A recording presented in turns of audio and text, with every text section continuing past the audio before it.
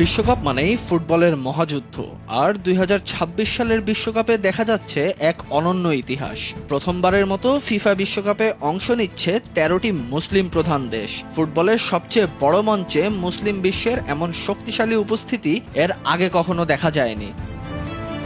২০২২ কাতার বিশ্বকাপে মুসলিম প্রধান দেশের সংখ্যা ছিল মাত্র ৬টি।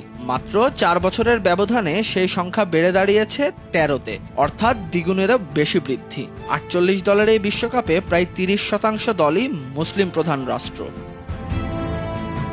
এশিয়া থেকে খেলবে সৌদি আরব, কাতার, জর্ডান, ইরান, ইরাক এবং উজবেকিস্তান। আফ্রিকা থেকে রয়েছে সেনেগাল, আলজেরিয়া, মরক্কো, তিউনিসিয়া ও মিশর। আর ইউরোপের প্রতিনিধিত্ব করবে তুরস্ক, বসনিয়া ও হার্জেগোভিনা। এই তালিকায় সবচেয়ে আবেগঘন গল্পগুলোর একটি ইরানকে ঘিরে। প্রায় ৪ দশক পর আবারও বিশ্বকাপ মঞ্চে নিজেদের শক্ত অবস্থানের জানান দিচ্ছে দেশটি। অন্যদিকে ২৪ বছর পর বিশ্বকাপে ফিরছে তুরস্ক, আর মরক্কোদের ঘিরে প্রত্যাশা এবারও আকাশছোঁয়া। ২০২২ বিশ্বকাপে সেমিফাইনালে উঠে আফ্রিকা ও আরব বিশ্বের ইতিহাস বদলে দিয়েছিল তারা।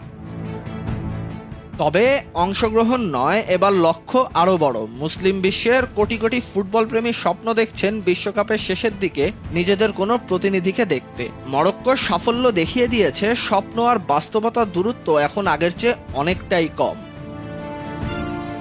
ফুটবল কোনো ধর্মের খেলা নয়, এটি বিশ্বকে এক সুতোয় গাঁথার খেলা। তবুও ২০২৬ বিশ্বকাপে ১৩টি মুসলিম প্রধান দেশের উপস্থিতি নিঃসন্দেহে মুসলিম বিশ্বের জন্য গর্ব, অনুপ্রেরণা এবং নতুন সম্ভাবনার বার্তা।